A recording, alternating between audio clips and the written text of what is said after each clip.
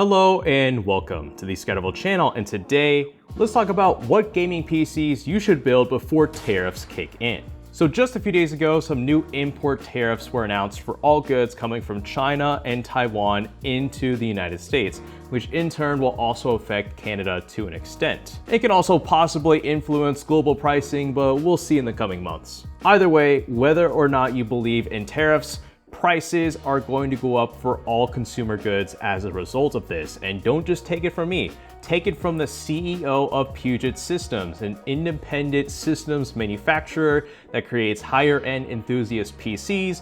And he said on record that prices for all of their pre-built PCs will go up from 20 to 25% on everything. And it's gonna take a while for the United States to possibly get close to producing its own domestic manufacturing for chips, gaming PC components, and all of that in a way that'll possibly make a dent to what China and Taiwan already have. It'll take a lot of time and a lot of money for that to happen. So no matter what, we are going to have to deal with these tariffs while they're in place. So the question is, should you build a PC right now before everything gets really expensive? So what I've done, I'm here on PCBuilds.gg, is that I've extensively updated all of the PC builds on this website. And a few of these are actually still worth building despite the GPU shortage and price increases as of late. Okay, so let's get started here on PCBuilds.gg. And there's actually a few builds right now that I'm actually somewhat excited about. First and foremost, of this graphics card right here, the $650 7900 XT. I don't know how much longer this is going to stay in stock when this video publishes, but I definitely hop on it if it's available. So the first build that really capitalizes on that deal is gonna have to be this updated $1,500 gaming PC, which also has another bonus to it. Because of this graphics card shortage, I guess, people have kind of stopped buying Ryzen X3D CPUs, which have caused the 7800 X3D and 9800 X3D to come back in stock. And as a matter of fact, you can go back to getting the 7800 X3D for like $330 on AliExpress, which is pretty cool. So if you already have a really good graphics card, but you are wanting that opportune CPU upgrade before tariffs kick in, you can get X3D CPUs right now at MSRP for the 9800 X3D or at a discount on AliExpress for the 7800 X3D, which is good news. But here for the GPUs, we've got two options. You have the 7800 XT, which you can get this open box deal that I have linked for $590, which is fine. But considering that the Radeon RX 9070 and RX 9070 XT are continually going out of stock and are well above MSRP, I don't know how long it's gonna take for those GPUs to not only come back in stock, but recover somewhat to a respectable price. I don't think you'll ever find them again for MSRP given these tariffs, but the prices for them, even if they do come back in stock, are gonna be quite inflated because of perceived demand. So in the meantime, you can capitalize on these two graphics cards, which both of those were meant to replace the 7800 XT and 7900 XT. Again, I don't know how much worse this situation is gonna get with tariffs and GPU supply, but again, that $650 7900 XT deal is too good to pass up right now. And then the rest of the build is straightforward. B850 motherboard, just so if you wanted that 9800 X3D, you could just slap it in without a BIOS update. 32 gigabytes of DDR5, 6000 megahertz CAS latency, 28 memory, just for that extra little bit of performance over a regular CAS latency 30 kit, which I'll highlight later in this video. It's about $20 less expensive than this. And then a 2TB M.2 SSD from Team Group. Well, the brand really doesn't matter. What matters is if it has a DRAM controller, which I've got quite a few of them linked here actually. On Amazon, I have the G70 Pro. This one has a DRAM controller and is the cheapest of the bunch. And then here on SK Hynix on Newegg, we have it for $135. This one I think has an even better microcontroller in it, still has DRAM. Oh, and look at that. Walmart is offering it for about the same price as well. Same goodies. So there's still some decent 2TB M.2 SSD options. It doesn't look like tariffs have quite hit that segment yet. But what I think has hit a certain segment are PC cases. Here's the Montech Air 903 Max, which was regarded as one of the best price to performance PC cases you could get. and now it's $90. And previously I remembered it being like $80 to $75. So it has gone up in price, not by a whole lot, but one to note nonetheless. And then you've got, a 750 watt 80 plus gold power supply that is going to be enough for supplying all the wattage we need for the graphics card and processor. And overall, this might be the best $1,500 gaming PC you could build for a long while. Well, it's actually more like $1,600 if you go with the 7900 XT, but you get my point. And then if you go down in price, you can find my $1,200 gaming PC, which is very similar, except the CPU choice is different. We've actually got the 9600X and the 7600X, but look at this. The 9600X on AliExpress is cheaper than the 7600X on the same site. So this is $176 and the 9600X is $171. This is technically faster, but it also runs a lot cooler. So I'd rather pick this up. And for $171, that's actually a very good price for the 9600X, considering it's the latest generation Ryzen CPU. So to pair with that, we of course need a B850 motherboard, so we don't need a BIOS update. And I think this one here from Gigabyte, or, oh wow, we've actually got the ASRock B850 Pro A. That's also, I think, good, because it's got, 14+2+1 phase design. That's good. And then for the GPU choice, I mean, again, you can go with either of the two that I mentioned in the last build, but I really like that 7900 XT deal from Newegg. But once again, we don't know how much worse it's going to get with tariffs and GPU supply, so what you get now may be the best you can get for months to come. Unless you want to take a chance on the used market, which I made a whole video on that not too long ago.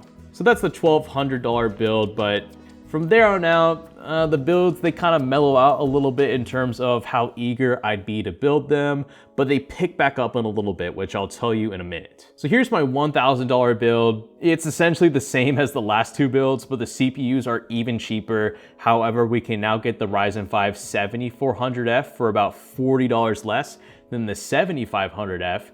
And I think in terms of value, for FPS per dollar, I think this is better than the 7500F. You can get it for $111. And the main downside with the 7400F is that it uses thermal paste under the IHS, so it is a bit of a hotter CPU. But for gaming, that isn't too much of a deal breaker if you're gonna use an aftermarket cooler like what I've got linked right below it. Again, GPU choice can literally be whatever you want. The 7400F is not gonna bottleneck anything that is in stock at MSRP, like the 7800 XT or 7900 XT. And then for the motherboard choice, I went last gen just to save on money a little bit. Then here's that 6000 megahertz cast latency 30 kit I was talking about before. That is about $25 less expensive than the cast latency 28 kit if you wanna get this. The FPS difference is gonna be there, but not a huge amount. Oh, and look at this, the Lee 207 was $80 last year, and now it's $86, discounted from $90. Prices are slowly going up because of these tariffs. This is actually a little bit like a horror movie, playing in slow motion. Oh yeah, and then for the power supply, we've gone something cheaper, 750 watt 80 plus bronze power supply.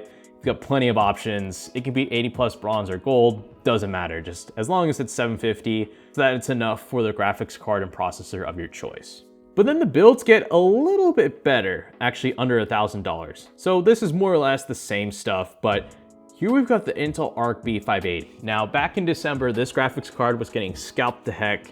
You couldn't find it anywhere close to MSRP. They were being sold for about $400, and if they were in stock, they were like $380. But as of filming this video, look at this, on Newegg, you can find one for $320, and it's from Acer.